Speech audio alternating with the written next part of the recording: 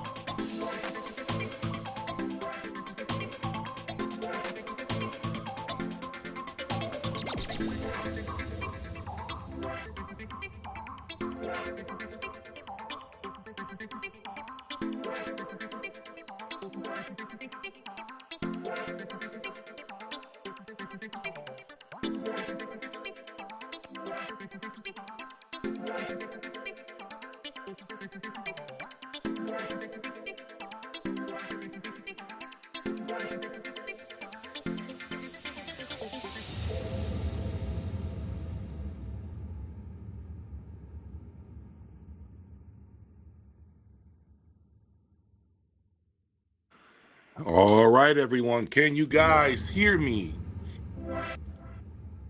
Are you guys able to hear me? If you can hear me, please let me know in the comment that you can hear me loud and clear before we get started on this beautiful Saturday. It has been a minute since I have done a live stream because I've been busy, as you have seen, of course, over the last few weeks. You guys have seen me do the Marten Mingus right behind me. Of course, yesterday you saw the $95,000 MSB Cascade DAC. And yes, I have a lot more other products that I am going to be unveiling as the year goes by. If you have not checked out my website, jaysaudiolab.com, you got to check out my website, jaysaudiolab.com. I always have some pretty good deals on high-end gear. I have a couple of actual like extra things that I haven't had a moment to list. For example, the turntable that you see right there, the turntable right there, that turntable is for sale. Okay, so you are going to obviously let me know if you have any interest. I do take trades, okay? I do, because I understand that facilitating the transaction is important to a lot of you. So yes, I am in position always to take a trade and to help you guys do business, okay? So I'm here to help you. I'm here to support you. If you buy anything from me, whatever it may be, just know that my reputation means everything when it comes to doing business. I don't think there has ever been someone who wasn't happy with the way we did business. I am very fast when it comes to shipping. I'm very responsive to your text messages or phone calls. So if you want to avoid the drama by buying from scam artists that are all over the internet, I've made videos about this in the past. I've said it a million times that there are many, many scam artists looking to take your money, especially from those of you that are interested in doing highway robberies, those of you who want to buy champagne on a beer budget. There are many of you out there, okay, looking to score a Cascade that MSRP's for $95,000, and you believe that there is someone in Europe selling it for $9,500, okay? There are many of you out there that are dreamers that want to score deals on some of this high-end stuff that you see behind me, and the reality is there's no such thing. Okay, anything that's of quality costs money, period. Okay, I don't mean to sound rude or condescending. I'm just keeping it 100. I don't want to BS any of you. I don't want to lie to any of you. Honestly, I take no pleasure in being blunt, but sometimes some of you in the comment section love to attack me or laugh out loud because I have a product that's six figures, and I guess I'm an idiot for buying such thing. The reality is, typically people who have a problem with such purchases are those that can't afford them. That's the truth. Okay. If I see someone parking a Ferrari or a Lamborghini and I'm making fun of them because they decided to buy a $200,000-300,000 car, the reality is the joke is on me, not them, because I'm the one who can't afford it. Let's be honest here, right? We're keeping it 100%. Let's quit the bullshit, quit the shadiness. Let's be honest here. Let's be men, okay? Because a lot of you are grown ass men who watch me, okay? So let's be 100% real here, okay? So this whole thing of laughing because you see me bring into the lab, extremely expensive stuff that a lot of mortals can't afford. It's simply stupid. It's simply absurd. You all follow YouTubers that review expensive cars that you can't even afford either. And so does that make him stupid for reviewing Escalades that are $160,000? Does that make him stupid for reviewing, I don't know, Mustangs that are 100 grand? You tell me. You tell me. Are you stupid for watching videos like that of high-end vehicles, high-end cars? Is that the case? No, right? You have a passion. You want to see what's possible. You're interested in seeing what that 9-second, 1,000 horsepower car does. And why is it 120 grand? There are many cars that I love that I can't afford. Does that mean I'm going to poop on them because I can't pay that insurance or I can't get myself to pay $500 a month for insurance? No, that's simply idiotic. I'm not going to hurt. I'm not going to be throwing shade at those that are in good position to afford such toys. Same thing goes for audio. Why is it that someone who buys a $100,000 DAC is an idiot, but someone who buys a $100,000 car is not an idiot? Why is buying a $100,000 car cooler than someone who has a $100,000 DAC? Why? You tell me. My hobby is listening to music, sitting here evaluating equipment. Speaking of equipment, do me a favor, those of you who are here right now, hit that like button and subscribe before I say what I'm about to say. Hit that like button and subscribe, okay? But I'm going to keep it real. My channel is about the equipment. Anytime you see some idiot on YouTube commenting on my videos, make sure you send him this link or repeat what I'm about to say. Jay's Audio Lab is about the equipment. He's not about music. Do I need to repeat myself again? Jay's Audio Lab is about the equipment, not the music. My cast for this movie is sitting right behind me. That is my cast and my supporting cast. Without any of this cast behind me, this channel would not exist. I don't know how much clearer I can be, but now those of you who have heard me, the next time you see an idiot in the comments section, let them know what I just said. I've never lied or been dishonest about the fact that my channel is about the equipment. You guys come here to see jaw-dropping equipment. You don't come here to watch me play, Tracy Chapman and talk about the album. There are many other channels that already do that. Simple. Many other channels that talk about record collections, that talk about how amazing, Pink Floyd sounds, or Dire Straits sounds, or why you should buy a certain pressing, and the emotion behind the music, and how that song takes you back to when you were 5 years old. I don't do that. That's not what I do. Go to other channels for that. If what you're looking for is music, find a DJ, hire someone to play music in your house. If I want to listen to music, quite frankly, I can do that in my car, in my big ass 6-wheel, 8,000-pound truck with that radio inside as I'm cruising down the interstate. If I want to listen to music, that's what I do. If I want to listen to music, I grab my headphones while I'm laying down in bed, listening to whatever songs touch me. I don't have to use this equipment behind me to feel connected to the music. If I'm being honest, how much more honest can I be? How much more honest can I be? I don't know. Okay, so if you're coming to watch me, you're coming to watch the equipment. This is my cast for the movie that I play every day or the TV show that I play every day. My cast is the equipment behind me, period. Not me, not the music. Okay? Is that clear? Is everyone is this getting across?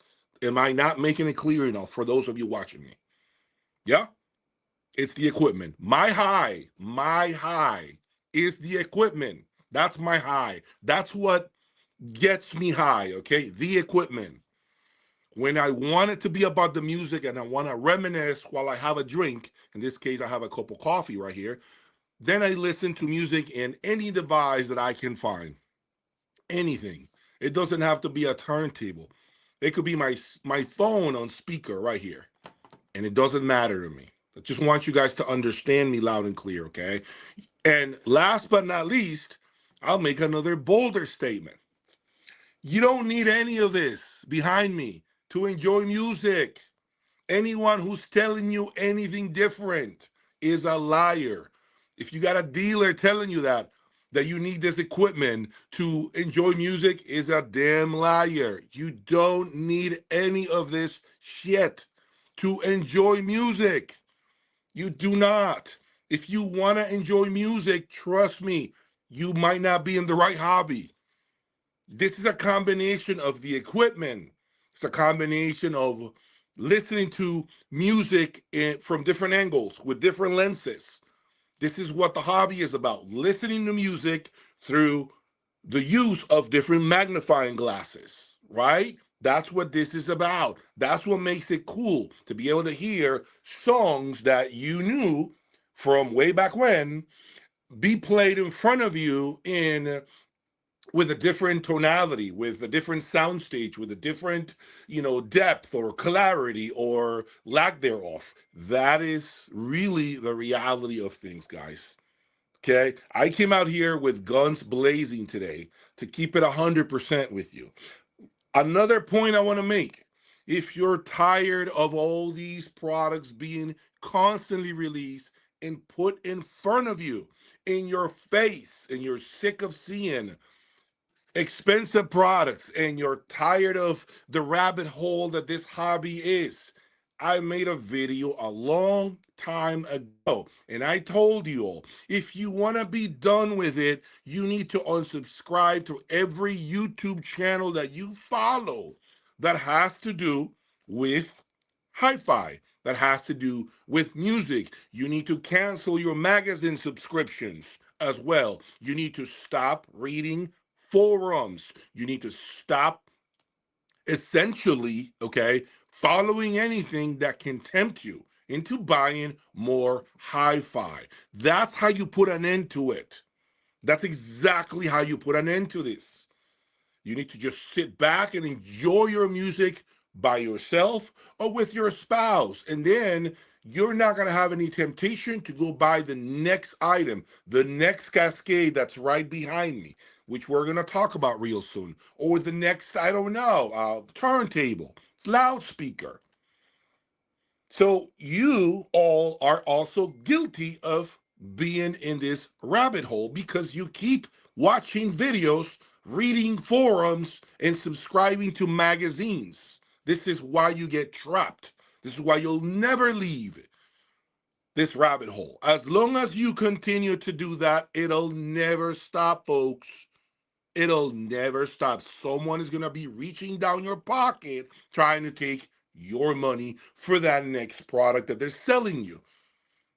Again, I came out with extreme clarity, which is a word that gets tossed around very often here in my lab. Clarity of the music. Well, I'm giving you a ton of clarity and articulation today about how this hobby works, what things you need to be doing if your end goal is to perhaps exit this for good and just enjoy what you've got. Right? Okay, so before we get started and we start talking about my supporting cast, the equipment right behind me, right? I want you guys to hit that like button. I want you guys to subscribe to the channel. Those of you that want to keep being part of this rabbit hole. Sorry to be honest, okay, but that's the truth, okay? We can agree to disagree, but if you're here watching me or other YouTubers, you want to be in the rabbit hole. You want to be in the hobby. So I'm going to keep giving you what you want to watch, period. Okay? So I'm going to have some coffee now. And we are going to, I'm going to read a couple of these comments at this time. Let me see. The best channel from Portugal. Thank you. I appreciate it, man. Thank you so much. Don't worry. Continue with great work. Talking about products, not about brands or albums. Okay. Everybody loves the equipment. That's what I've been saying. Everyone loves the equipment. That's what people are here for. Okay. I have always loved this channel as you bring to us the awareness that this high-end equipment even exists, and even better, that we get to hear it in your lab. Thank you so much, man. I really greatly appreciate that feedback. And Tom says, yes, I can enjoy music on a smartphone speaker. I said it 5 minutes ago. Exactly this, Tom. You don't need any of this shit to enjoy music. You don't, folks. You do not. You do not. Anyone who's telling you something different is a damn liar. You don't. Okay? Don't. Okay, Shy Sound. MSB Products Spatial, the Cascade is different league. And now reference with Digital Director. Okay. Jeff, thank you for all your efforts. I've learned a lot over the years after watching your videos and listening to your demos. Thank you, Jeff. Really appreciate you following me. Thank you for that support.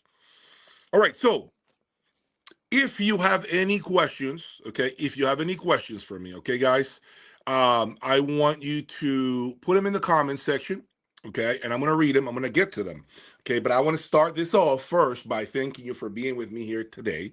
I want to talk about this Marten Mingus Orchestra speaker, which you have seen over the last, 3 weeks?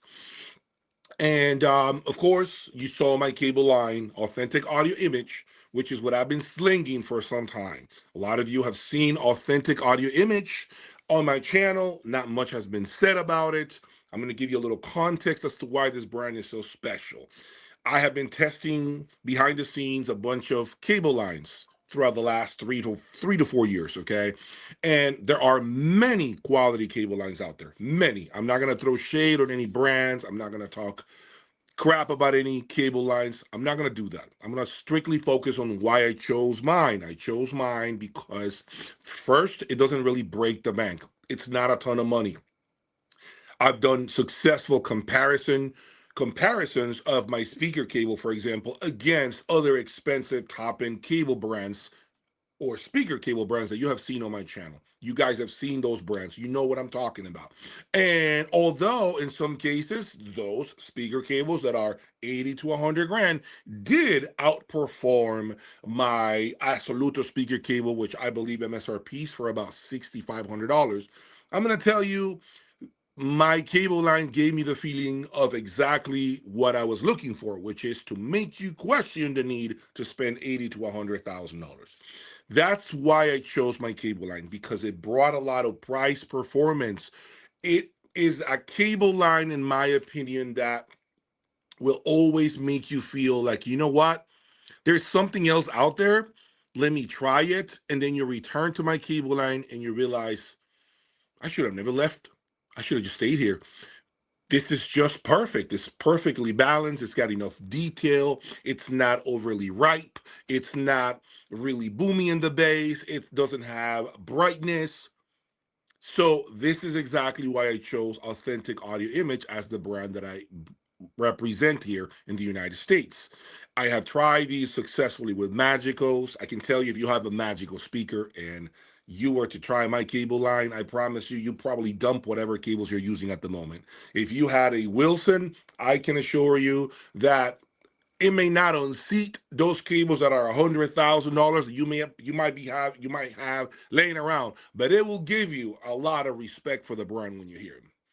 It'll really make you question the need to have so much money tied up in cables. Okay, I've used them with a lot of other brands that you've seen here on my channel, and now I'm using them with this $300,000 Marten Mingus speaker. Okay, so if you have any interest in my authentic audio image cable line, shoot me an email. You know how to find me. You go to my website, go to the contact section, and you can just inquire about the cables, okay? They're not overly expensive, okay? They're not 5 digits or anything like that, okay? And they sound fantastic, as what you have heard through the Marten Mingus. All right, so Marten Mingus.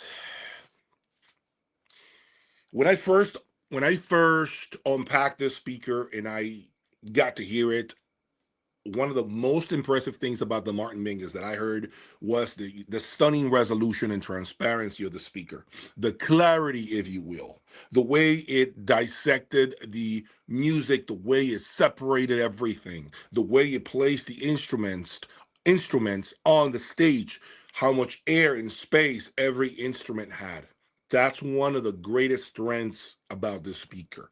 Okay, it's super, super dynamic. It's very light on its feet. It's very, very nuanced. But I said it before and I'll repeat it again.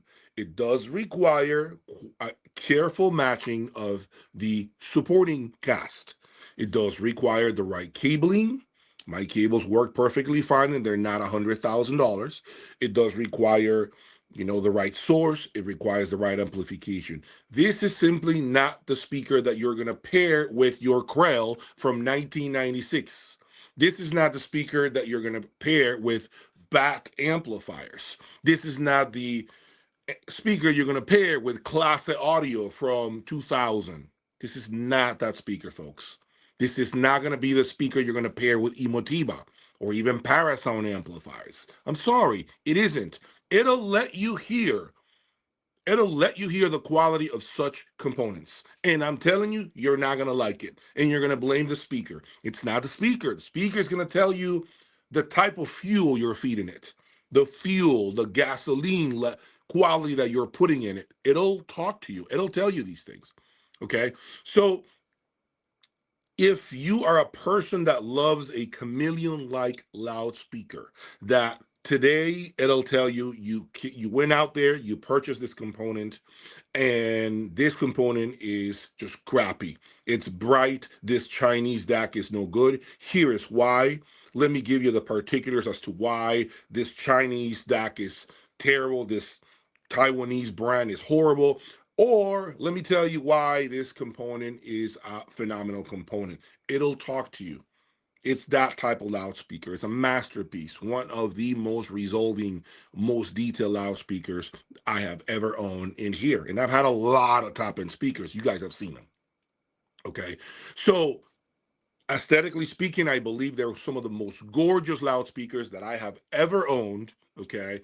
Second to none in terms of construction. The only other loudspeaker that I can personally think holds a candle to this speaker would be the Magico M series. To me, that's another timeless piece. And I believe the Marten Mingus is a timeless design as well. I don't think this speaker is going to look ugly in the year 2030. I think this speaker in the year 2030, 2035 is going to make speakers of that year, of that decade, actually look crappy in comparison. Do you really, for example, a Ferrari from the 90s, do you really think a Ferrari from the 90s looks ugly? I don't think so. I still think it preserves impressive lines. It doesn't really age, right? So that's what I feel about Marten Mingus.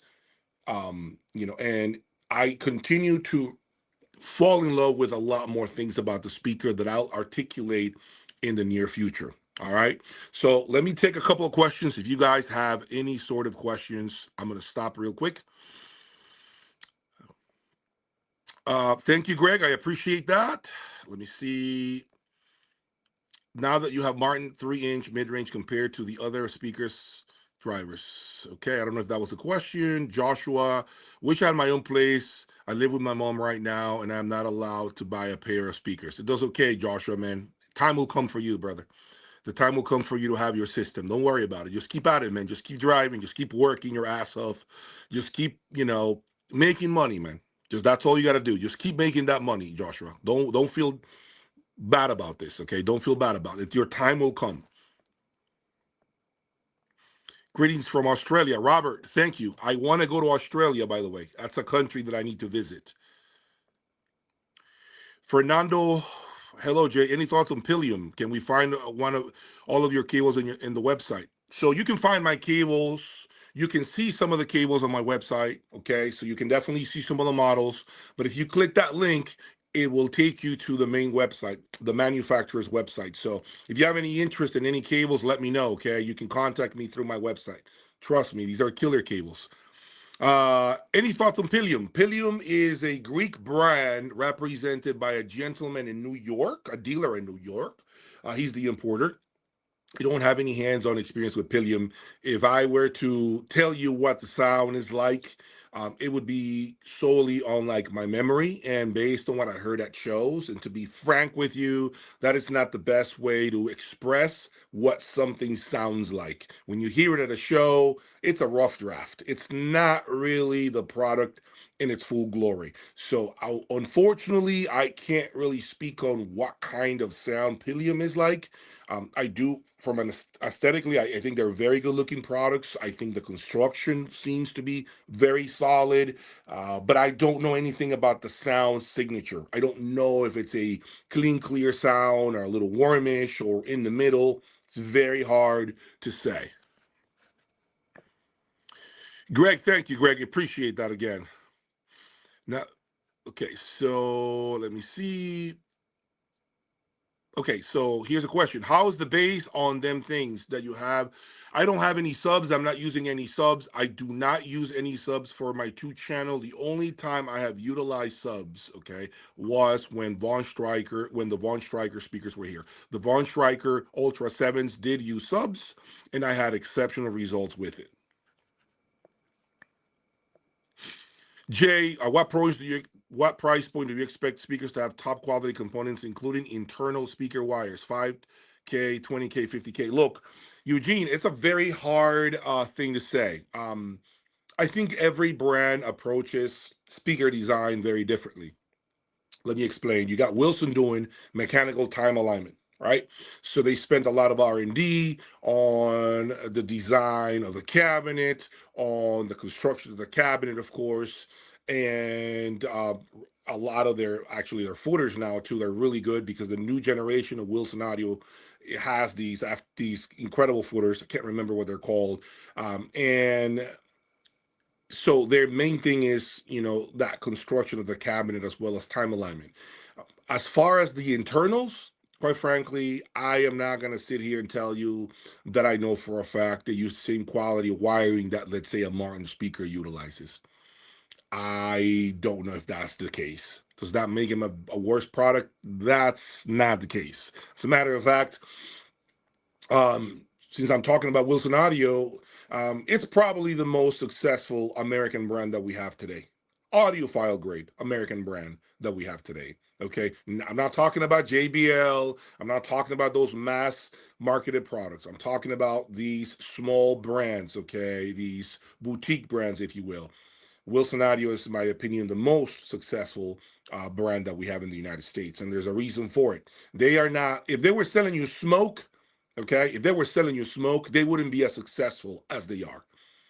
Okay, many other loudspeakers around the globe, I will say around the globe, wish they had the success and the perception that Wilson Audio has on audiophiles. They wish. Okay, I'm going to give them their flowers when they deserve it. I know a lot of people bash them for their aesthetics. I know a lot of people love to talk crap about how not so good looking they are. They're not very good looking and attractive. I get all of that, but I'm going to give them their flowers. They are the most successful loudspeaker in America, period. Believe me when I say that. Don't trust whatever else anybody else is telling you is a lie. Okay, Wilson is #1 in the US for a reason. So to finish your question, I think there isn't really a price point. I think every brand simply decides to spend money or budget or the budget on the speaker in different sections of the design. Martin seems to hit every single aspect because they do utilize, they come with footers, aftermarket footers. They come with incredible constructions, incredible drivers, and the wiring inside is actually pretty good. So I think it depends on the brand, to be honest, Eugene. It really depends on the brand. But it's tough to say. People need to realize that you have to make the best out of the tax bracket they're in. But I appreciate you for showing us how the other half lives in that aspect. I really enjoy it. Thank you, David.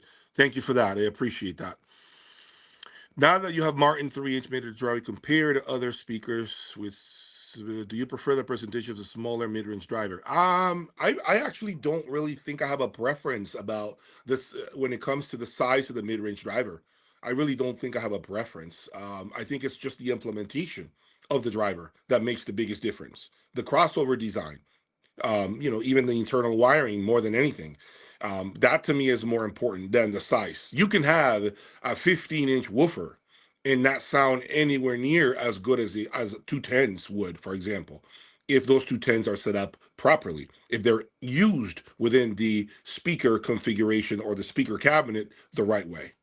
So I don't think size would really have any sort of importance.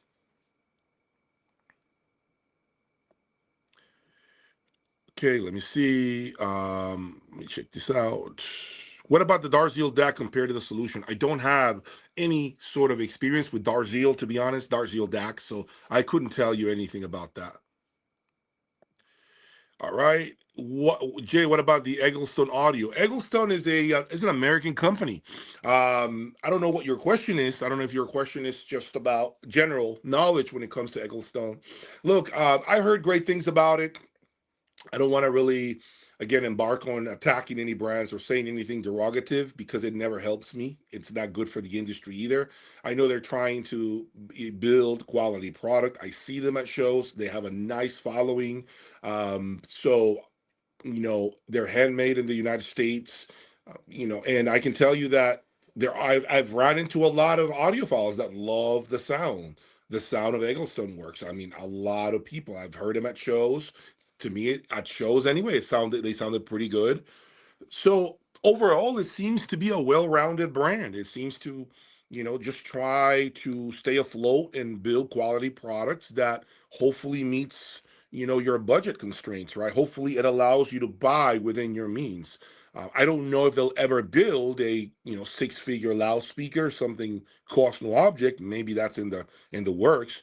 But for the main, like, overall, I feel like that they do build quality products. Most people that I talk to, again, have said nothing but great things about this brand. Burmeister is a good brand. I've actually been looking for a Burmeister amplifier. I am looking for their top stereo amplifier or even the monos. I've been actively looking online. I've been actively contacting different sources. I think it's a matter of time before I bring that brand here in the lab. Okay, so stay tuned. I do think you're going to see some of these products appear at some point down the road. Have I listened to Respawn speakers from Sweden? Martin, I have never listened to that speaker brand, unfortunately. Jay, which song were you playing when you got so enthusiastic about the AI cable? To be honest with you, I just have a playlist and I go down the list of songs that I have that are good for YouTube. And so if you want to know what song that was, you can just download an app and then the app will tell you what song it is. Which is actually a good opportunity, guys, to let you know this.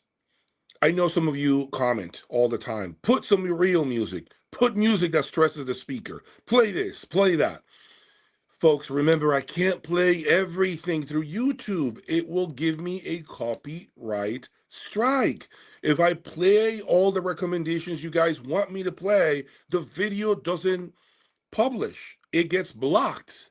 And so what happens is all my work, all the editing that I did for that video is worthless. It's trash at that point because the video is being, held back by the YouTube copyright strikes. So I cannot play anything you guys want me to. It doesn't work for me. You can't, I remember making content in the past, and when I published a video, I got an email saying your video will not be published because of a copyright restriction.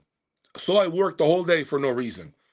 That's why I'm saying to you, what I play are songs that you guys know by now, which, by the way, makes it easy for you to go backwards and listen to different speakers or amplifiers on my channel and compare. But I cannot play anything you guys tell me to. YouTube prohibits that. It blocks videos, okay? Remember that. Would you get around trying some British brands like Wilson Benish, Lynn? I think so. I think it's a matter of time, Jonathan. I don't see a reason why not. I think there are good quality products in Britain, and I do believe that we are going to see more and more and more quality hi-fi come out of Britain. So at some point, you definitely will see some. Have you explored some Vinrach jams like early audio research? No, never really explored that, Adrian. The reason why is it just doesn't do anything for me. It doesn't do anything for my business, Adrian. It's not the direction in which I want to take my channel, if that makes sense. It's not really where I want to head. I'm not critiquing it. I'm not saying it's trash. I'm not saying it's not great. I'm not saying you can't find great gems, rough diamonds, if you will, diamonds in the rough, like this vintage stuff. That's not what I'm saying. It's just for me, it doesn't follow my journey. It doesn't follow my path. Any thoughts on Stanheim speakers? Byron Harmon. I know they are a very, very good brand.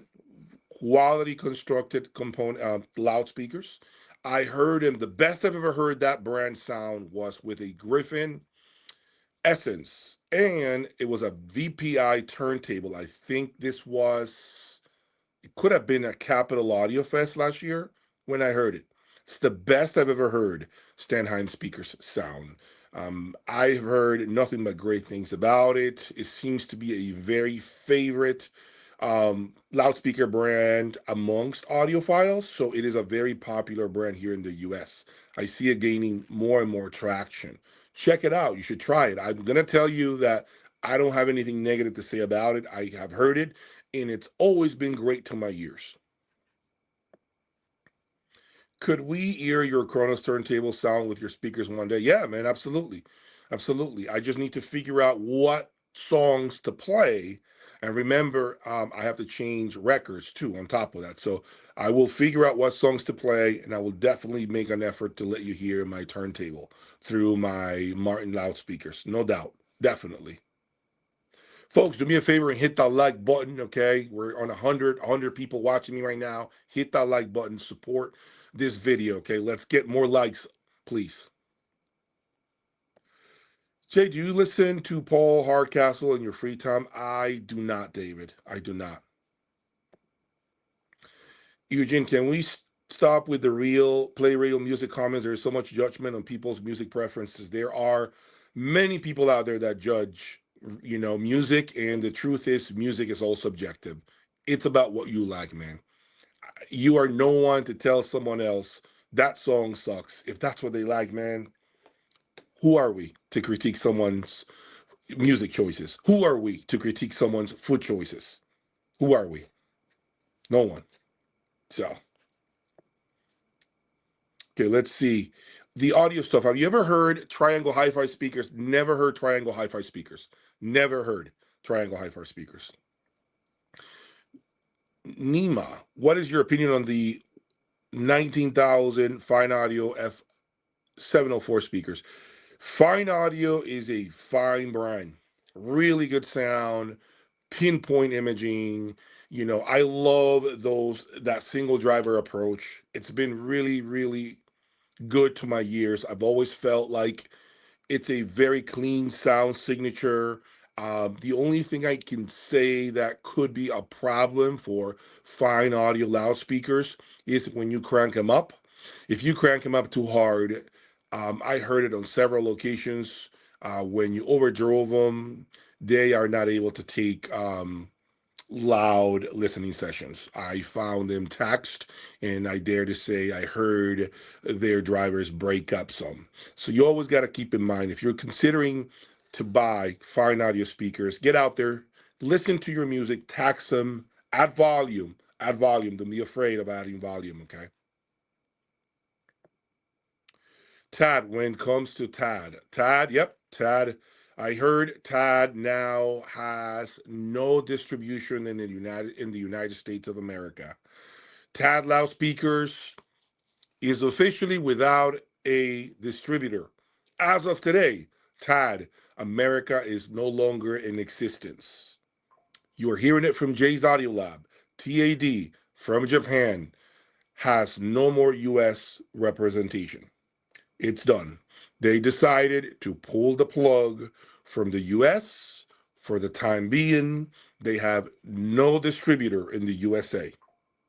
Unfortunately, the former distributor of the brand, who happened to be in New York, I guess they both decided that it was best to part ways and move in different directions. The brand has unfortunately struggled to gain traction in the USA. Great Japanese brand, great product. I almost bought a pair of the stand mount speakers, the CR1Xs, I think that's what they're called, CR1TX. I almost bought a pair. Tremendous loudspeakers. Love those speakers.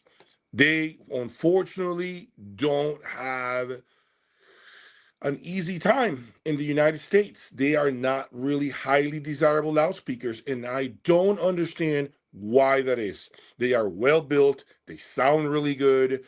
You don't feel shortchanged when you see them. The only thing I can say, and I'm going to share with 107 of you watching me right now, when I did some videos with Tad, maybe about 3 years ago at the Florida Audio Show, you guys remember those videos where I was doing an in-room video evaluating the performance of the speaker?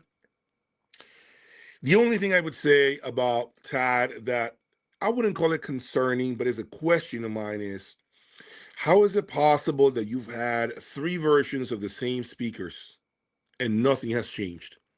And no one can articulate to you what is different about the speaker internally. No one can show you a trace of change. That is the only problem that I have with Tad. Okay, I believe they are on version number 3 of both reference speakers, and all 3 versions look identical. When I ask what was different about this MK3 version, unfortunately, no one can give me answers. And I think this is one of the reasons why the brand hasn't really taken off. You cannot keep making MK1, MK2, MK3, and so on forever, and the product looks identical. Eventually, audiophiles begin to get really cautious with those practices, because the idea is that when you create a better version of a product, is that at least we can see it. It could be the same, I don't know, cabinet, even the same drivers, but show us something in the crossover. Show the differences in the crossover section. Show the internal bracing. Show us what changed inside. Maybe it's not on the outside, but show us internally what was done that's different. Why do you call it MK3? Is it just to repackage it because you couldn't keep selling the MK2?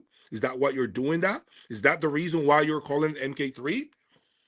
Show us. Tell us you're using, I don't know, a 30 millimeter driver instead of a 27 millimeter tweeter. I don't know. Show us. Let us see those woofers. Show us that they look different. And if they don't, show us the inside of the speakers.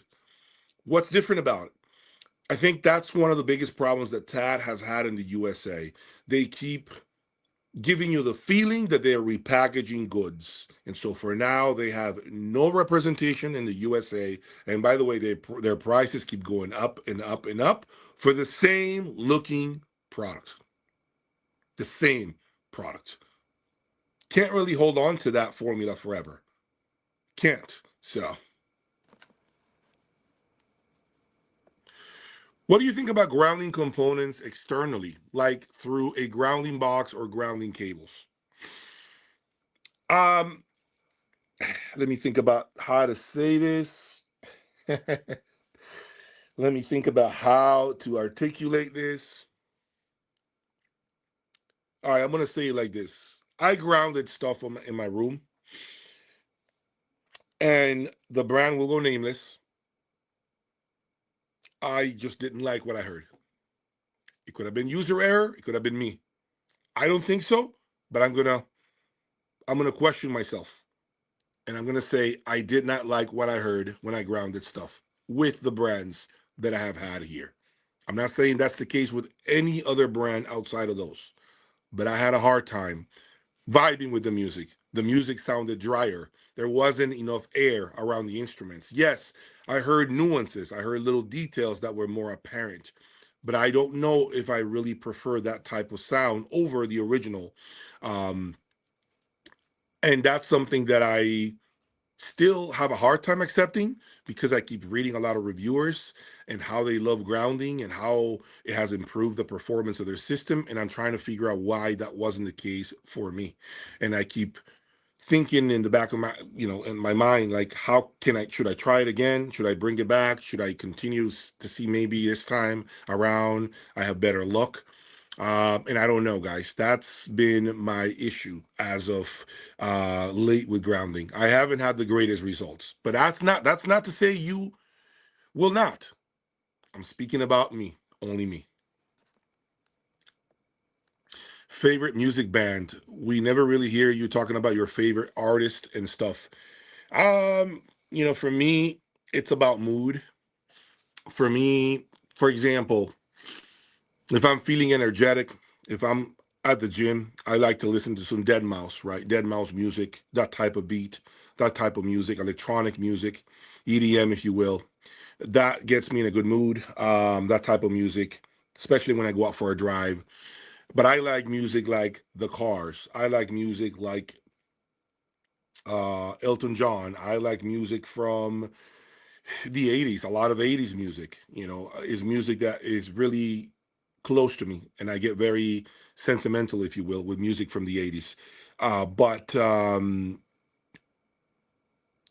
I really don't have per se a go-to group. I don't have a go-to artist because I think every artist touches me differently. Every type of music hits me differently, if that makes sense.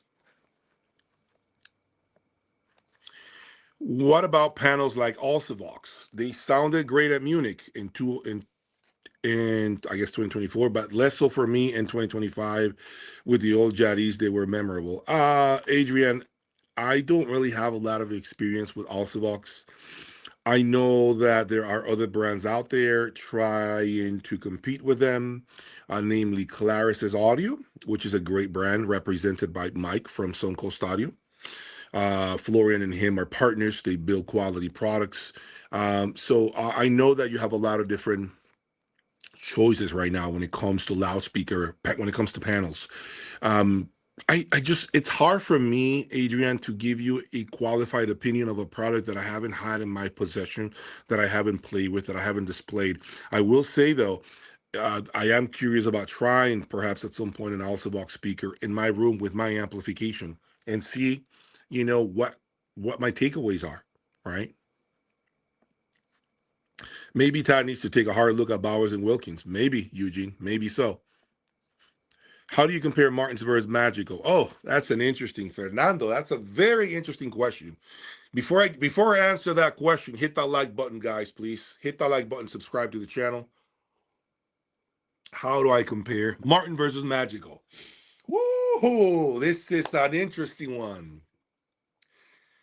Comparisons. Martin and Magico, extremely revealing speakers. Nuance, detail, nothing but the facts. It is a clean sheet of paper, right? Both of them are a clean sheet of paper.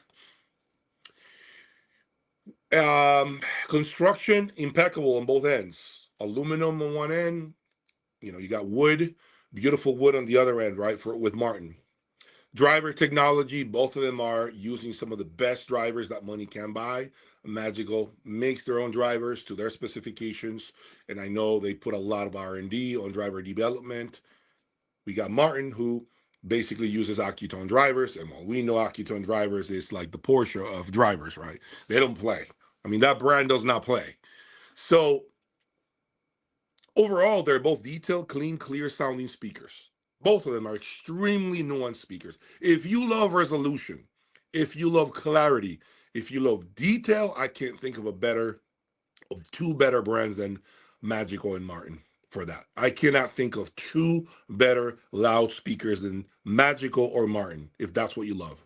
However, If you hate honesty, if you do not like to be told the truth in your face because you are sensitive, because you are a person that can't handle facts, and you want someone to beat around the bush with you to tell you the truth, you will not be a lover of Magico or Marten. They are not your speakers. You need to look at Sonos Faber. You even need to look perhaps at Von Schreiker, right? Not gonna like them, period. These speakers are very transparent, very truthful to the partnering components, to the supporting cast. Where they are different, Magico and Marten, is in the way they handle bass. Marten uses passive radiators, right? Magico doesn't. It's a sealed cabinet. I will say that there are some really cool things when it comes to the bass that I like about Marten that I'm not sure I heard through Magico. These passive radiators that you see, if I can even, let me show you guys. I'm gonna bring you here behind. See right here? These passive radiators right there. Okay? These things right here, guys, they do a tremendous, incredible, okay, absolutely stunning effect at giving me bass presence in basically the mid bass. That's what I'm trying to say. Okay, the mid bass of those speakers and the way they pressurize the room when you least expect it is stunning, to say the least. So that is one thing that I can definitely say I like more about Marten. When it comes to the amplification, I think both of them are very difficult to drive. Both of them are not the easiest speakers to drive. They love power. They love control. The Martens, for example, right behind me, you need to have amplifiers that are able to stop all those drivers. Now remember, the passive radiators that you see behind, that's not really a speaker with a voice coil. Okay, passive radiators don't have voice coils. They don't even have a wire connected to them. That's not their job, right? Basically, a passive radiator is nothing else than a speaker or a semi-speaker inside a cabinet. And so when the front drivers that you see here, right, hit with bass that's coming from the amplification, that creates air inside the cabinet. That air that's moving through the cabinet compartments moves that passive radiator. That's what the passive radiator does. So when it moves due to that air, it creates bass, essentially.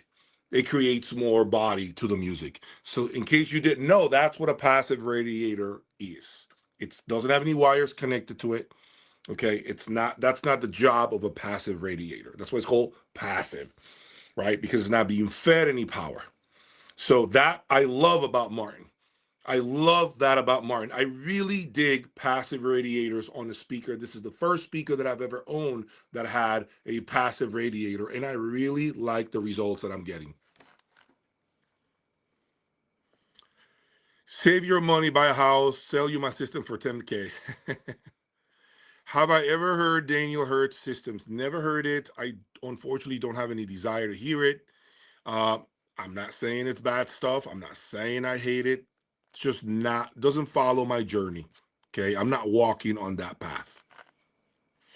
Will I bring the Wadex Studio in the lab at some point? Well, I am here to inform you that I order a Wadex Studio. You will see a Wadex Studio in my lab in the near future. Definitely will see it. Okay, so I would say maybe a month or two, you'll see a Wadex Studio pop up in here. So stay tuned for that.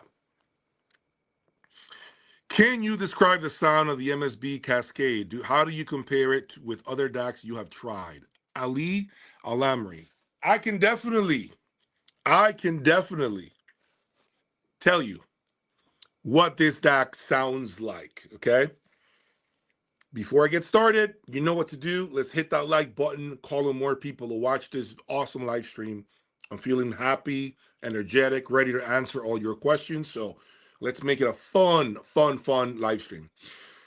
MSB Cascade. This is the latest effort from MSB to create something that's basically a brand new product. There's a reason why the Cascade is not an upgrade from the MSB Select 2. Select 2 could not be upgraded any further, so they redid the entire DAC. There's nothing, no similarities between the Select 2, the outgoing Select 2, and the Cascade. Sonically speaking, and please, what I'm about to say, unfortunately, I cannot go by memory, by what I remember 2 years ago about the Select 2, because it's been a long time. A lot has changed in my system, okay? But I can tell you about this year's DACs, namely the Esoteric that's behind me, which is the K1X SE, and also the Solution 760 DAC. Both are fantastic DACs, basically at the top of their game by two incredible, digital manufacturers, right? Which is Esoteric. That's their main thing. And obviously, I think Solution is doing great things with the 760. But when it comes to the Cascade, I'm going to tell you right now, the Cascade has completely transformed my system. At $95,000, it is a lot of money, guys. I get it. Listen, I'm even going to talk a little bit more towards the end of this episode about the insanity when it comes to prices in this hobby. But I'm going to tell you, at $95,000, I don't think I've heard a better DAC in my room in the last 12 months at least. I don't think I've had a better sounding DAC than the Cascade. It is absolutely stunning. But what does it sound like? The Cascade to me has this richness in the high frequency. It's very rich. It's very beautiful. It doesn't sound grainy. Grainy is a word that I want to emphasize and underline. Graininess. Graininess is something that I have detected throughout the last 2 to 3 years through my system.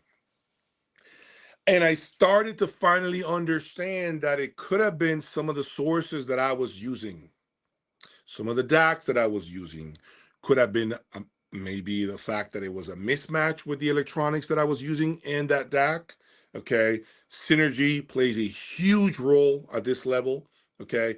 But I can tell you that the richness of the Cascade, the soundstage, the bass within the Cascade, the way it plays old recordings, it actually feels as if it reconstructs old music and it makes it sound just better. It makes those songs sound far better than I remember.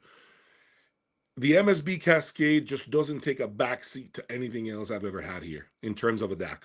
It's a phenomenal product. Kudos to MSB.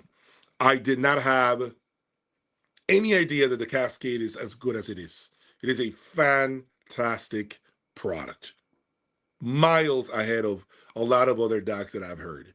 However, I want to make sure I emphasize this is also probably due to the fact that my Griffin Electronics and the MSB have a synergy lock like this. They sound really phenomenal. Because I remember when I inserted the Solution 760 DAC in my system with the matching 701 Solution stereo and the matching 727 preamp, my jaw hit the floor.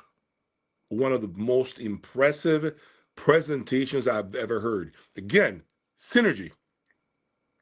So maybe what I'm hearing is far better synergy with the Select 2, with the Cascade, through Griffin than perhaps I am hearing with the Esoteric or the 760 Solution DAC. Synergy plays a key role. But overall, if you like smoothness, a very analog feeling, and lack of graininess when it comes to your digital playback, man, that Cascade is killer. I am telling you, this Cascade has really elevated the performance of my system. What do I prefer the most, seal or ported speakers? I think it's not really a preference. I can say to you that typically seal speakers tend to be more about accuracy, tend to be more about articulation. Problem is the amplifiers. You need a boatload of power for seal speakers. Okay, that's just how it is.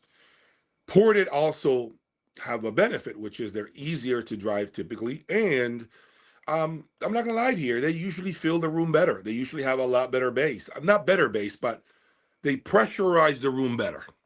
They give you more muscle.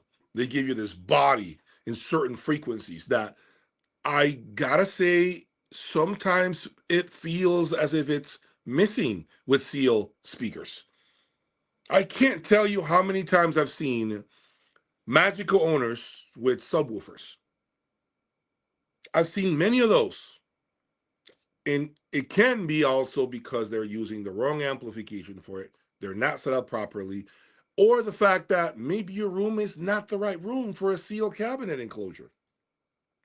A lot of times, seal cabinets can be extremely revealing when it comes to the articulation of the low registers, better than ported designs. But I think the ported design is sometimes more fun when they can shake the chairs you're seated on, when they can rattle your brain because of the air that they move. That's a cool, fun factor about ported speakers that I find missing in seal enclosures.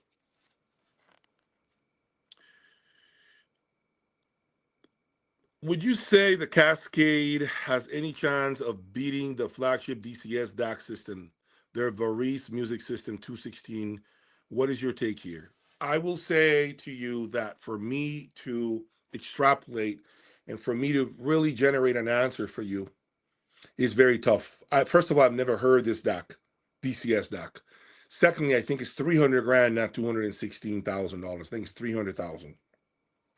So there goes some facts that you need to know. And the last part is, no, I don't think so. I don't think the on paper, my Cascade should not be beating a $300,000 DCS stack. No, I don't think so. It shouldn't. And if it does, boy, DCS has a huge problem ahead of them, because when they release this new Sentinel DAC from MSB, that's going to be 300 grand. It's going to hopefully not mop the floor with a lot of DACs, but I suspect that DAC will be impressive. But $300,000, man, that's a lot of money. That's just a serious amount of money.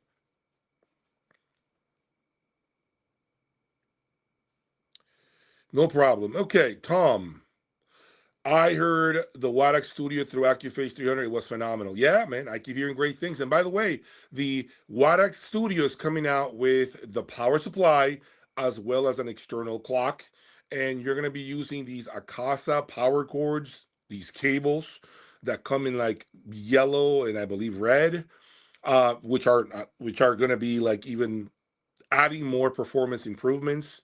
This Wadex Studio player, when it's all said and done, meaning once you have the clock, once you add the power supply, can get close to $80,000 to $100,000.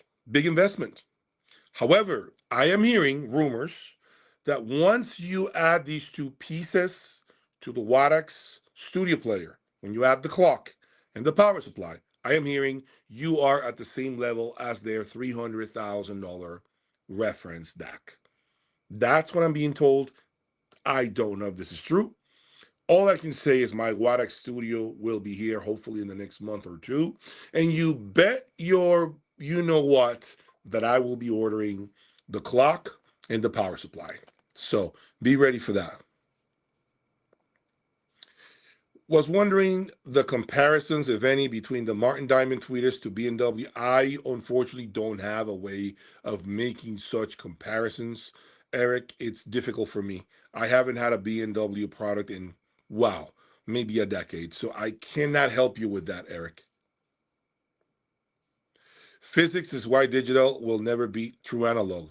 Odd and even harmonics will never sound equal. I agree with you. I don't think it has the same musicality as a turntable. I know many people are out there marching up and down, and swearing up and down that digital is better than analog. I don't think so. I really don't think so, guys. I mean, I know that that's the hope, that one day digital is really the best format, but I don't think right now it beats the best turntables out there. I don't think so. I think there's still a gap. Unfortunately, convenience is a thing that many people are willing to not negotiate on. And the convenience factor of a digital system, all digital system, is very important to many of you. And I understand so. I understand why that is. My situation with my Kronos turntable right there, right? And I'm gonna bring it to your attention. Let me show you my Kronos turntable here. All right, right there. Right there, my Kronos turntable. It's not even plugged in, guys. It's not even plugged in. I haven't even plugged it in, okay? Because I haven't had a chance. Again, remember what I said to you earlier, right?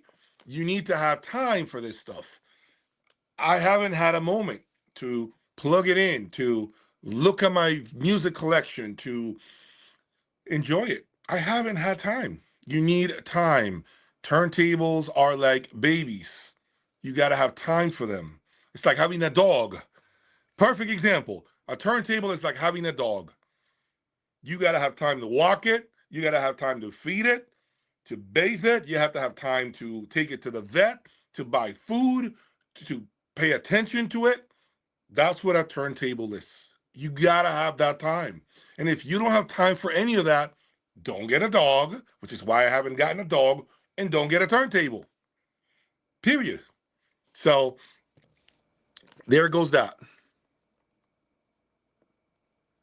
Have you considered bringing Karma speakers to the lab? I have considered.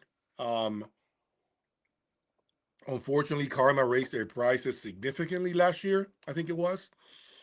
I mean, like 20%, I was told. Karma really raised their prices way too high.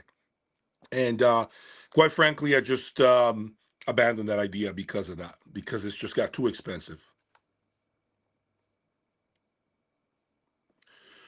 Yes, please hit that button, that like button, and subscribe to the channel, okay? We're going to talk a lot more right now. I'm looking at all your questions.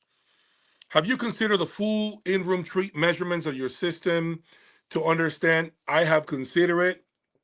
Adrian, I have. A lot of people keep asking me this, Adrian, about my room, Adrian. But I don't know, man. I just,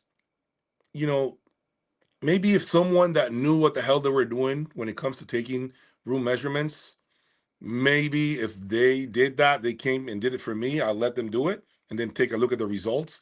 But honestly, I don't even trust myself. Like, I don't trust myself measuring my own room. I feel like if I did it on my own, I'm going to do something that's not right. And then I'm just going to be like more confused. So unless I have someone here that can take measurements, that has done it a million times, they feel comfortable with the equipment, with the microphones and whatever, unless that happens, I don't see myself taking measurements of my room. Net News, Jay, I really appreciate your honesty, and I really appreciate you being here, man. I really appreciate you being here. 112 of you are watching me right now, and I am about to thank you. 112 of you are watching me right now. I'm about to embark on another topic that I think will rattle some cages, but I think it needs to be said. So, and that is the fact that we're seeing MBL basically declare insolvency, which is not the same as declaring bankruptcy. They are insolvent. They are bleeding money. MBL loudspeakers, they're losing money. They're no longer profitable, which is why it is being sold by the owner of the company.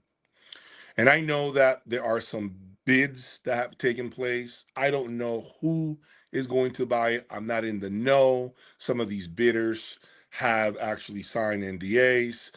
They can't speak on, who they are. I don't know how much MBL is being sold for. I have no idea. But what I can tell you is this: MBL is a niche brand within a niche hobby. MBL is really double dipping when it comes to a niche, when it comes to being a product that's only followed by a cult of people, by a very, very small group of people.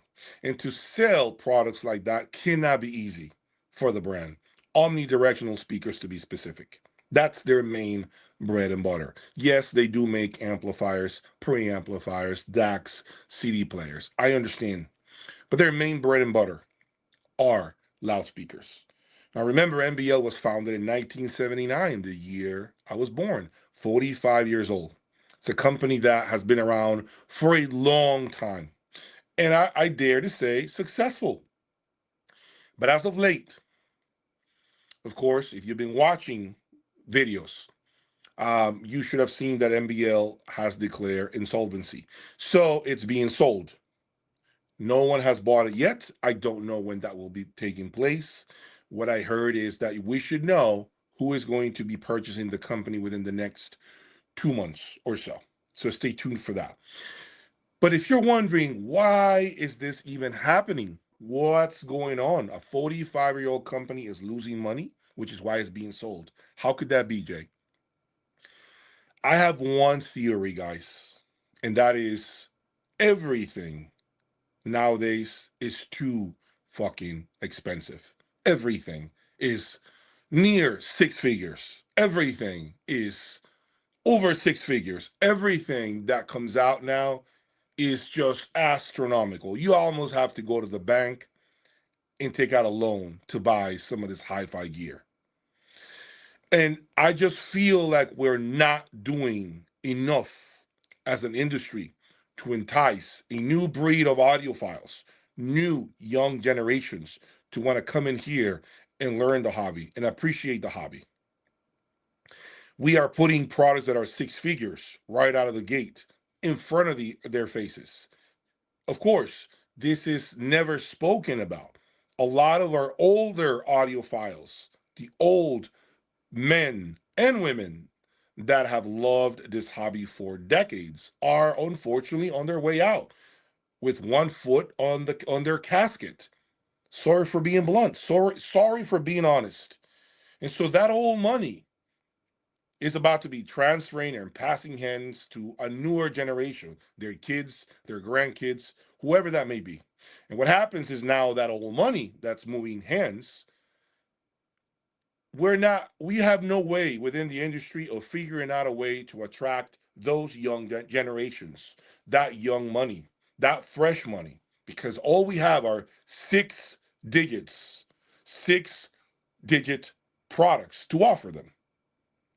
Every single thing nowadays is 100 grand, 50, 60, 70, 100, 120, 300.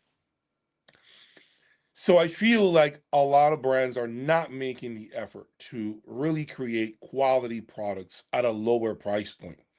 The latest effort came, to be fair, from Audio Research.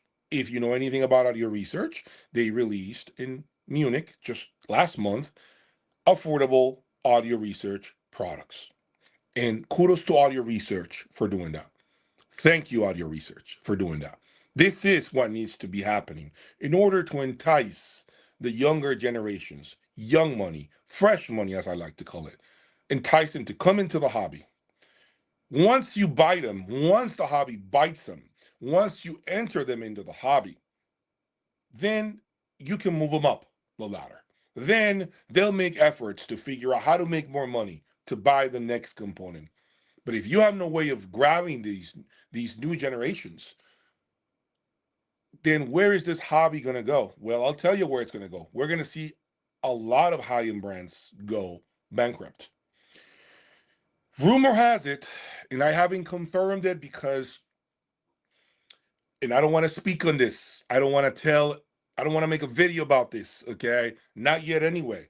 Rumor has it there is another hi-fi brand that is about to declare bankruptcy, completely leaving the industry.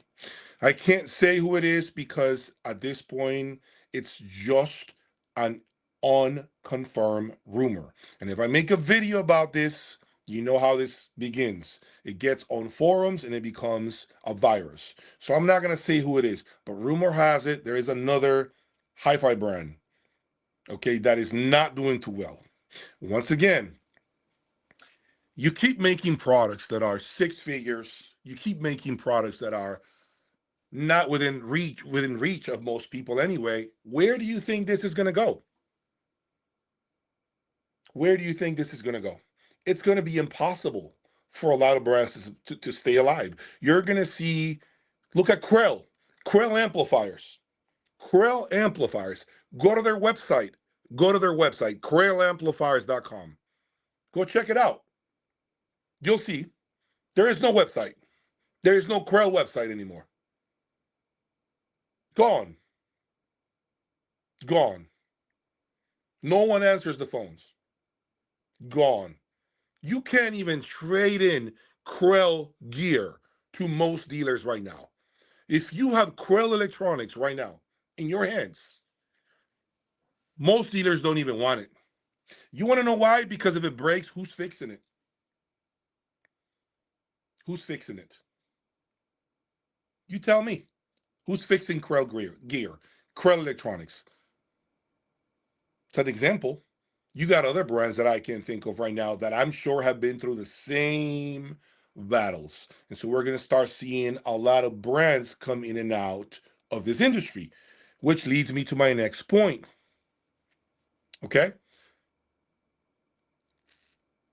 Should the industry begin to focus on developing more affordable products in order to make an effort to entice younger generations to enter the hobby? Should they do that, in your opinion? Is that something that you think needs to start taking place? Or should they just continue to build a $95,000 DAC right behind me, $300,000 speakers right behind me, $210,000 amplifiers right behind me, and say, you know what? We're a niche anyhow. It doesn't matter. Whoever has the money will buy it. We'll keep making them. Because let me ask you this. Why in the world would MSB release a $300,000 DAC and DCS do the same if there are no buyers for such products? Why? Why would they do that? You got to sell product. You can't just build that and not sell a piece or two. You got to sell product. So how are they getting their information? What leads them to decide one day, let's build a $300,000 DAC? How do they come to that conclusion? How do they arrive at that decision to say, let's make a $300,000 DAC? Do they not think about, well, who's going to buy a $300,000 DAC, number one? I'm sure they know the market. Someone has to be buying it. Someone has to be in front of these DACs wanting one or two or three. I don't know. But why are these brands making expensive product if the population to purchase such products doesn't exist, according to us? If it doesn't exist, why are they making it, Dan? Tell me, why is this happening? Why? I don't really know. But we're starting to see the beginning, a shift in the industry. We're starting to see MBL declaring insolvency. Then we're going to start seeing, I'm telling you right now, don't be surprised if before the end of the year, you see something else happening. What happened to Darzeel? You guys remember Darzeel? Where are they? They were not in Munich. No Darzeel products in Munich. Zero Darzeel product in Munich. Matter of fact, I don't know of any dealer right now in the United States that sells Darzeel products right now. Where are they? What happened to them? That's my point. And the last point I want to make here, anytime a brand declares, whether it be insolvency, whether it be bankruptcy, whatever the case may be, any financial problems, to me, it will make a lot of future sales that much more difficult. To me, it unfortunately robs the trust that a lot of audiophiles need to purchase such products. Because you know what? If someone is declaring insolvency and they say, hey, that doesn't mean we're broke, we're just selling the company because we're not making any money. So we got to sell it to someone else that's willing to invest more money in it to actually turn a profit, right? A lot of audiophiles begin to feel uneasy about that because they feel like, so if I buy your speaker today, what if you sell the company and then you close in 2 years from now? Then what? What's my product going to be worth? How am I going to get any support? That's the biggest fear about seeing these things happen. That's what really scares me about what's going on right now within the industry. And I got a lot of other things that come to me that unfortunately I cannot share publicly because they are sometimes rumors. And unless I have facts and proof of what's being said, and I know factually that this is happening, I'm not going to report it. But yes, there is another hi-fi brand that I'm being told is about to probably declare bankruptcy. I don't know if this is true. This is a rumor at this point. As I said, I have heard that from several people within the industry, but I can't say much more for this at this time. PS Audio does have affordable products, yes. It's true. I'm 25 and you're 100% right. Half of the stuff is overpriced too much. Yeah, I mean, it is true. Listen, I'm not denying any of it. I am the biggest, I'm the most culpable person of the ultra high end on YouTube. I'm lifting my hand. I'm not hiding. Why am I going to be hiding? I'm here. I'm waving my hand. I am one of the driving forces of the ultra high end on YouTube. And I'm telling you, a lot of this shit is overpriced. I'm telling you that. Can I be more honest? How much more honest can I be? How much more honesty can I have in front of this camera? I'm accused all the time of putting this in front of you, but I'm the one telling you a lot of this shit is overpriced.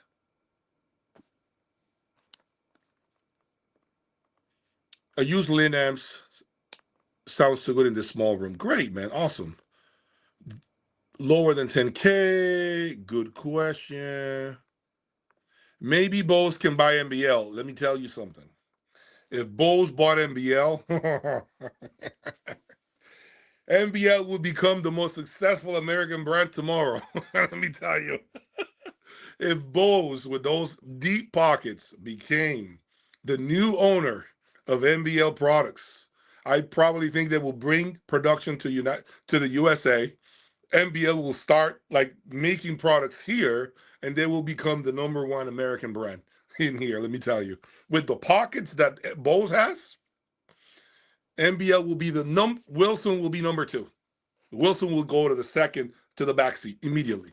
With that kind of funding, forget about it. So legal companies just want to say that they're big swinging dicks of the industry. Yeah, I mean, I don't disagree with you, Eric. I do not disagree with what you're saying at all. I think you make a very valid point. MBL is dead anyways. No, I don't think MBL is dead. I think MBL is, I think what MBL is seeing at this time is simply a change of times. Things are not what they used to be 45 years ago when they were first, in business. They're different. Now you got to fight a different battle because now you have a lot of new players in the industry. You have a lot of speaker options. I know that they have a very, very specialty product, right? Omnidirectional loudspeakers and all of that. But now they have to convince people why their design philosophy in sound reproduction is superior. They have another uphill battle that other box speakers don't have to do. Other box speakers, conventional designs. So I think it's a little harder for MBL. to make sales because their following is that much smaller. As I said, MBL is a niche within a niche. Tony, Jay, you talk about companies selling product. What products do you want? What products will you be willing to keep for 10 plus years? These days, if I buy something, I want to at least last me for a decade. Tony, I'm going to tell you something, man, and I'm going to break your heart. Sit down, lay down if you can, if it's nighttime, wherever you are. In this hobby, I would say over 90% of audiophiles don't keep anything for a decade. Over 90% of audiophiles do not keep any hi-fi gear for a decade or longer. And the reason for that, see my earlier point of this live stream, because you keep opening YouTube, magazines, forums, and keep reading all the stuff that's being written. And as long as you do that, you'll never keep a product for a long time. Period. You will not. Because there will always be something new put in front of your face that's going to pique your interest, that's going to make you think about it. Should I trade in my gear? Should I buy that? Well, I just got a bonus at my job. Well, I just came up on $1 million. Well, I just came up with some money. I just sold my home and made some money. Should I just trade in my stuff and buy that new speaker, that new amp? That's always going to happen because you keep watching videos and reading things about hi-fi. So I find it hard to believe that most people would want to keep a product in this hobby longer than a decade. I find it hard to believe, unfortunately, Tony. My thoughts on Area Surat, don't really have a lot of experience with the brand. I keep hearing great things about it. It's very musical. I know that. They utilize tubes. It's a very organic type of presentation. The chassis are humongous. They do put out some heat. And it's a very polarizing looking brand as well. That's all I can tell you.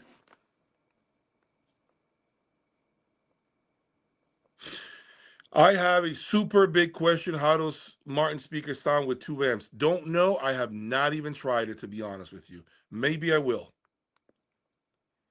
We need a video of you using very cheap amplifiers on your system right now. So this is interesting.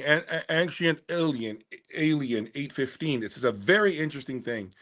I thought about making a video of me heading down to my local Guitar Center store and buying one of those big crown amplifiers, those Class D amplifiers with like 1,000 watts, and bringing those into the lab and playing it through my Marten Mingus. I was actually literally telling my wife, I want to make a video. Follow me with the cameras. Let's go to the local store, buy a $800 to $1,000 amplifier, crown amplifier, and bring it into the lab and play it through the Martens and see what it sounds like.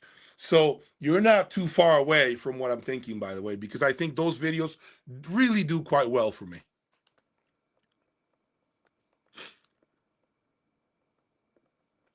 I'll keep the speaker forever. Allison IC10, the tweeter mid-range, has no voice coil, nothing like it. Very, very cool. Thoughts on EMM Labs, man? I had a fun time with EMM at the grand opening of Bending Wave, their new location in Boca Raton, Florida. I had an amazing time there, man. Good people, man. EMM Labs, great people. They build quality product. I have nothing but great things to say about EMM Labs. They've treated me with a lot of respect. I love those big, bold amplifiers they have now. Those things are serious, man. They put out a lot of power, a lot of current, really well-built stuff, made in Canada. I mean, what's not to like?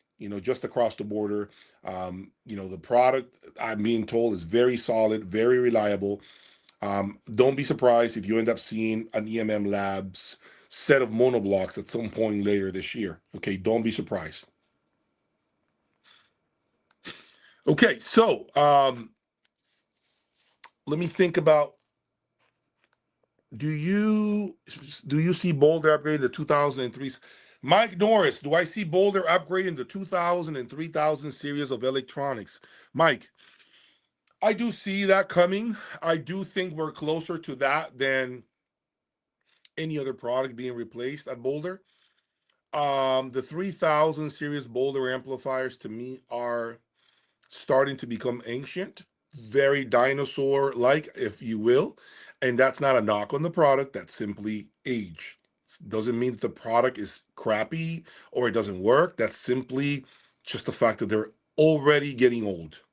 And I think Boulder definitely is in need of creating a new 3000 series Boulder amplifier. It's not going to happen. I don't know. I don't have any information from them, but I mean, anything that comes from Boulder, man, has always been great quality product. Everything. Again, one of the most incredible American brands we have today, man, all built in Boulder, in Louisville, Colorado.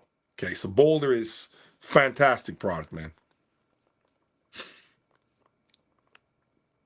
Maybe I will, yeah, maybe I'll get that instead of the crowns. Let me see. Have I tried in acoustic cables? I wonder how it compares to other cables in its price range. I have never tried in acoustic cables. I do see a lot of the marketing that they have, the construction. They're very, very transparent as far as showing you the ins and outs of the cable build quality.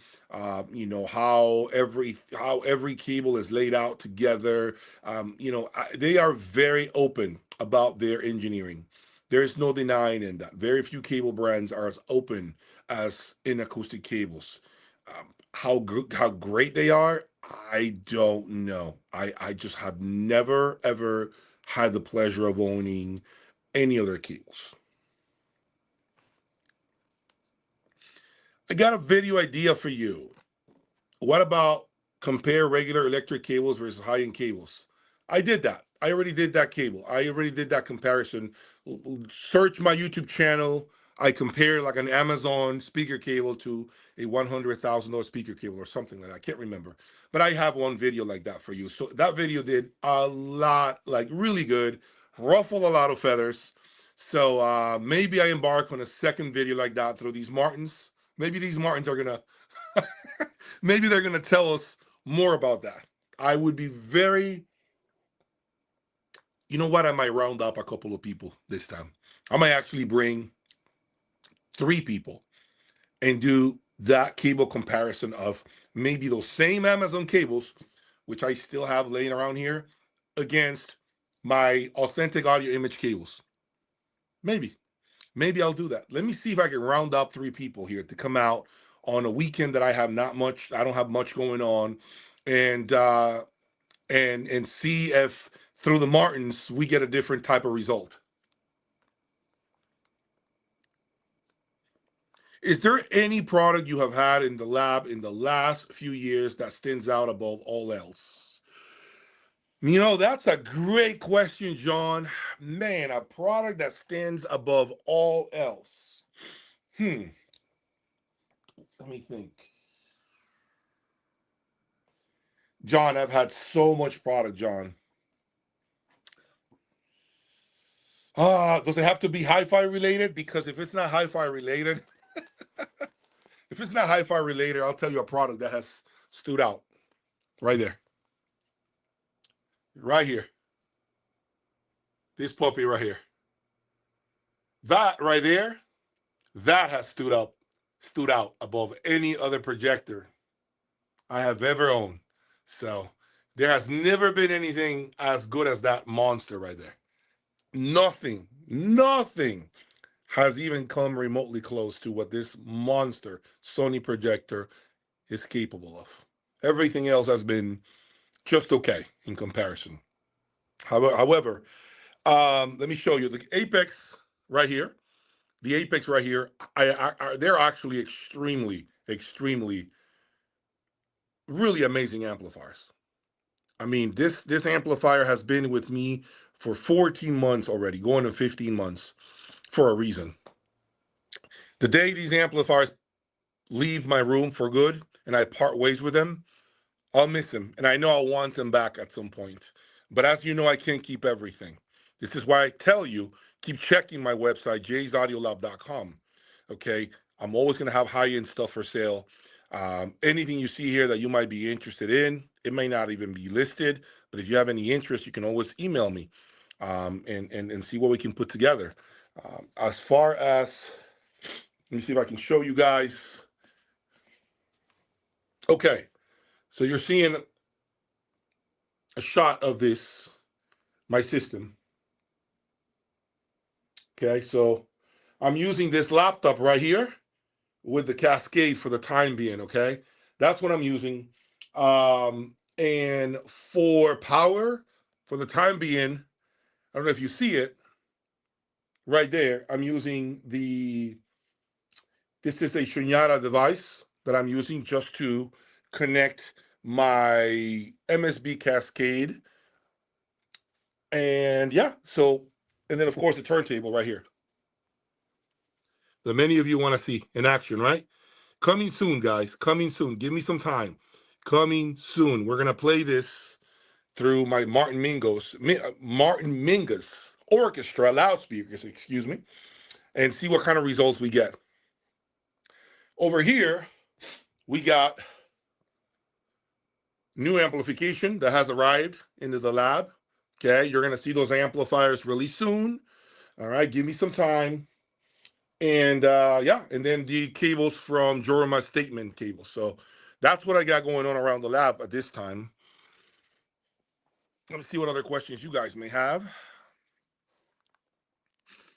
Okay.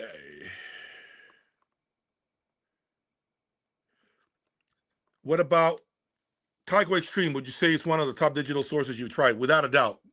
Without a doubt. The Tyco Extreme music server, some of the most, that's what made me a dealer, basically. The Tyco Extreme music server is what turned me into a dealer. Flat out. Flat out.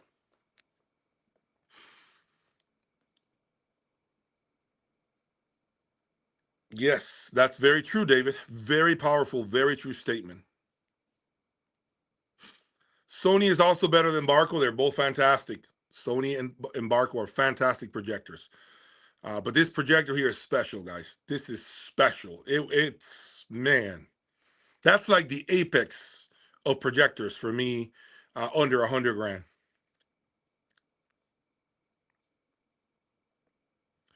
Hey, man. Hi.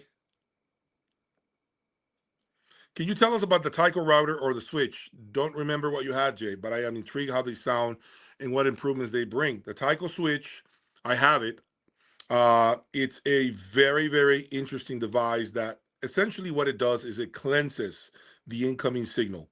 It preps the signal, the Ethernet signal, before it gets to your music server. Think of it as a device that pre-digests and gets rid of all the gunk that's within your network before it makes its way to your music server. And let me tell you, it makes a huge difference. Do not underestimate the performance of a network switch. It is a must-have if you're playing, if you're doing digital playback. I am a dealer for Tyco. Yes, if you have any interest on a Tyco product, let me know. I have my Tyco Olympus music server arriving hopefully in the next 2 weeks, and that is the new that's the $95,000 music server. I am not going to say much about it because I need to put it through the motions, but I have heard nothing but amazing things about it. Do I miss the VAC preamplifier that I've had? Without a doubt. VAC is some of the best US made electronics that money can buy. I love the brand. I like Kevin. Kevin Hayes is just an incredible individual, family operated and owned. Kevin owns the brand. He owns everything. I like VAC. VAC is some of the best tube gear that we have in the USA. Turntable updates. I have no turntable updates at this time, David, other than what you just saw on camera. Let me see. I am loving the Martens more than ever, Rachel, ever since I got the Cascade DAC that you see right there.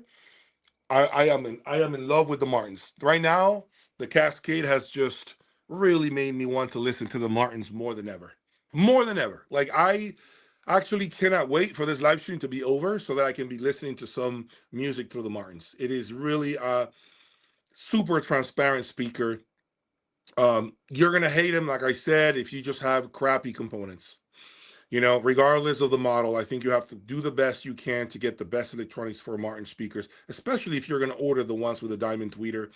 The diamond tweeter is just too revealing, way too revealing. It will just, nothing hides from it. Nothing hides from a diamond tweeter. And so as long as you are aware of that, and if you're contemplating to purchase any Martin speaker, remember, if it has a diamond tweeter, you really need to cross your T's and dot your I's with the rest of your electronics. You must. You cannot skimp on amplification, quality cables, quality sources, preamplifications, your network, your turntable, whatever you're using. Please make sure you are really ready to do the right thing with a speaker like the Marten Mingus with diamond tweeters.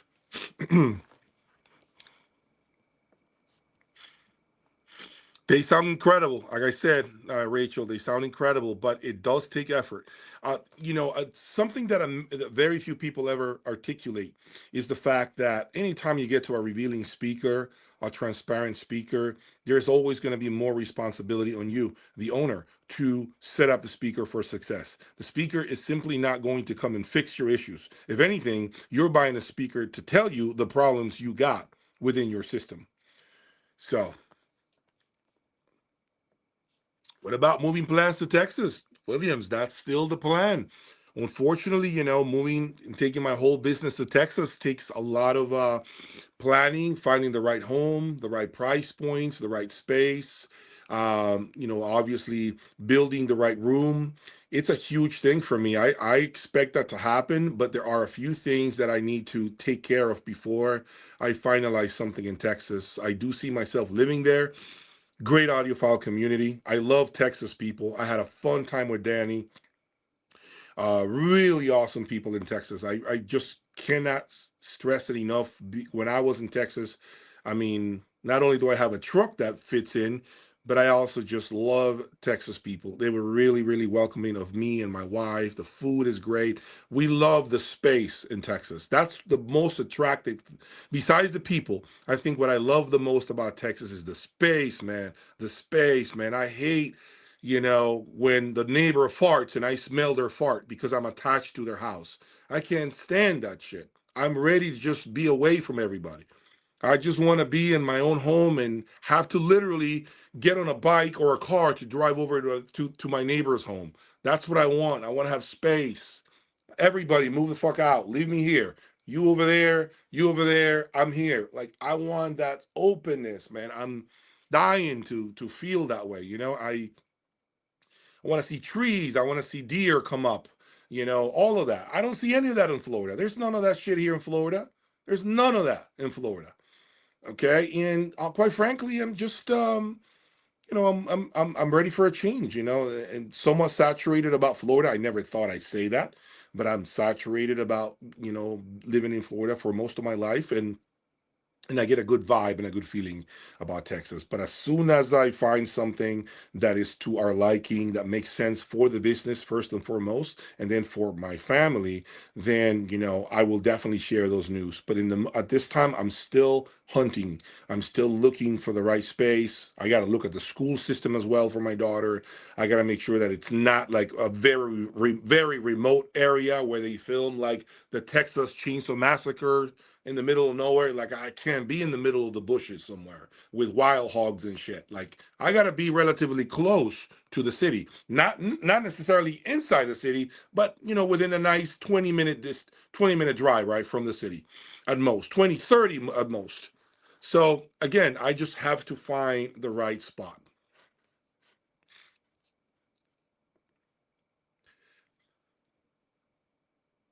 The best price performance product that I have had so far. And remember, for me, it might sound ridiculous because it's still going to be a lot of money. I'm going to say the best price performance component I've had has been the MSB Select 2 DAC.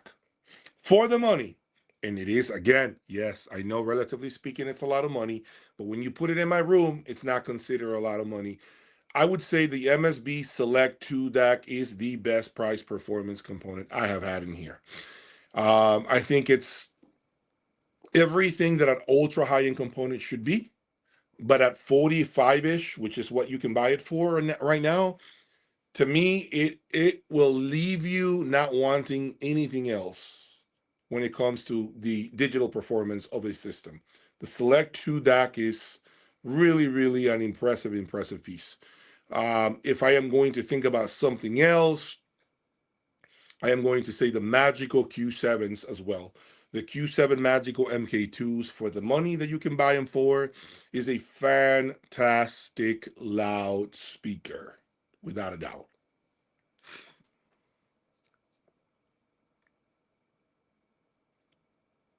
I remember when you listened to a big power amp with Sonosara, you were surprised with the. Yes, I was very surprised, John. Yep, it's really, really a special speaker with big amplifiers. When are you planning to? I am talking to my friend Oz, who is my turntable guy, to figure out when we can do a live stream with turntables.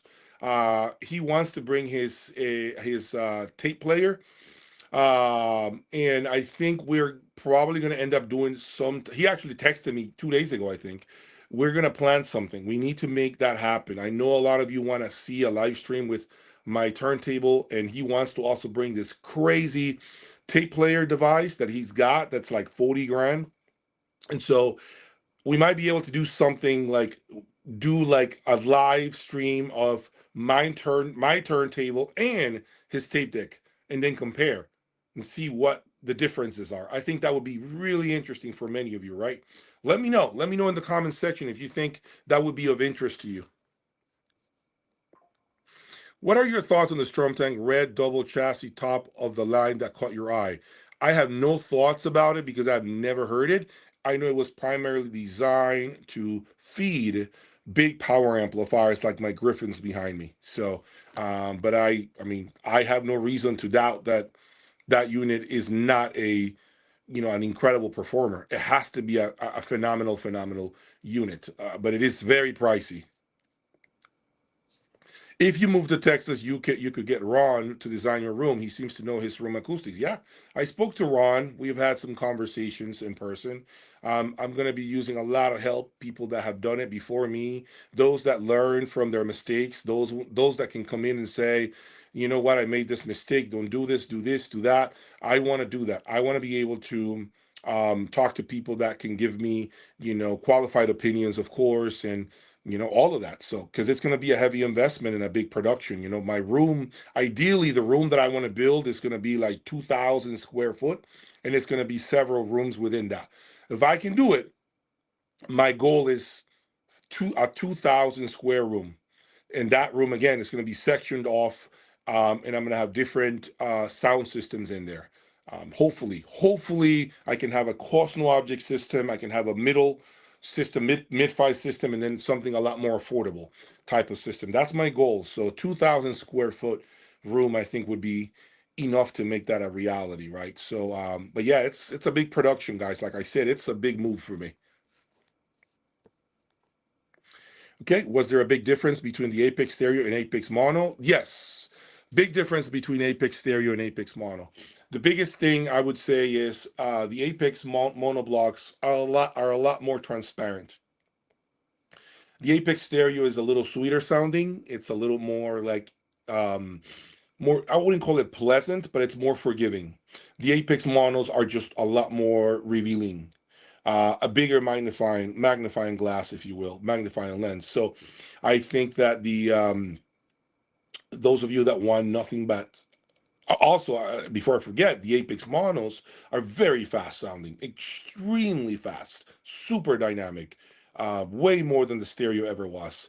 Um, would you go from a stereo to a monoblock? I think yes, if you can do it. But will you be heartbroken if you couldn't? No, no. I think the stereo will teach you the law of diminishing returns, and it will teach you that when you spend twice the money, does not necessarily mean you get twice the performance. It's not the case. And by the way, that's the case with many amplifiers. When you have a great stereo amplifier, the monos are never going to be twice as good. Never. Never will be. Never will be twice as good. Okay, that's just BS. If you're hearing that from people, they're just so wrong. They don't really know what they're talking about. I think that a great stereo amplifier like the Apex, right? Really, it's still a mono construction like design. It has dual power cords still. I think going from the Apex stereo to the Apex monoblocks, it's probably like a 20% improvement. 20% improvement. So that means you're getting about 80% of the performance in the stereo, not 50, but 80% of the performance of the monoblock configuration. So that goes just not with the Apex. I think that goes with a lot of other power amplifiers. But if your speakers are demanding, for example, think of it like Sonos Faber, Magicos, these, some Wilson models out there, the monos will completely be worth it. You almost have to get monos. Huge difference.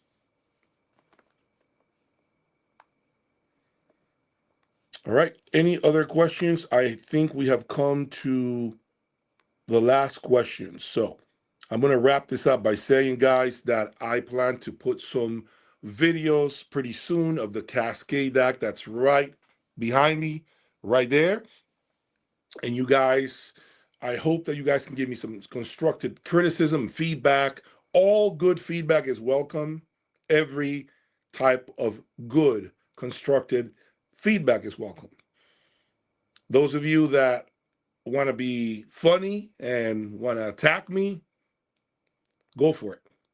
Pretty soon, if that makes you happy and that's your MO every day, hey, man, haters exist. That's all I'm going to tell you. Haters are part of life. In the meantime, those of you that love my work and support me, do yourself a favor, continue to peek, take a look at my website, jaysaudiolab.com, see if you have anything you might be interested in purchasing from me. Support the channel by always hitting the like button. Always remember that I try to be as transparent as every time. If you started this live stream late, I encourage you to actually watch it from the beginning. I go on and I say a lot of real things that are never said by many people out there when it comes to music, when it comes to what this channel is about, when it comes to many other subjects, many other topics that I think you all need to hear and listen. Okay, I don't gain anything by lying. To be honest with you, if anything, more of you have more respect for me when I just tell it like it is, even if it means it goes against my own journey or even my own business. It's fine. It's fine because I am not here trying to make enemies. I'm trying to build a nice group of people, followers, people that can believe in what I do, that want to work with me, that want me to help them design their system, that want me to help them, with recommendations, and obviously improve the performance of their system. I'm here to share my own experiences, right? So it's been a very beautiful journey, and I'm blessed to be able to share this with you guys. But do know everything I do takes a lot of hard work and dedication. Every day, every single day is waking up and figuring out what the next move will be, making content for you guys, coming up with ideas for you all to keep you guys engaged, to keep you guys entertained, to keep you guys here, tuned in. So never, ever underestimate the importance of the work that goes on behind the scenes. There is a lot of work that is always being done. And I have grown steadily because of your support. And if you were not here, none of this shit would matter. If you all were not here supporting me, remember this, none of this shit would matter to me. None of it. None of it would be worth it. So the fact that you're here following me, tuning in with me, makes it all worth it. Makes me want to get out of bed the next day and think about what else can I do for you all? What else can I make a video about? What else can I do to help you or to give you a recommendation or to just open up your eyes to something? That's because of you. That's because of what you do for me every single day when you subscribe and when you hit that like button. Remember that. Remember that very clearly. None of this is worth it without you guys being there to support me. All right? I'll talk to you soon. Peace.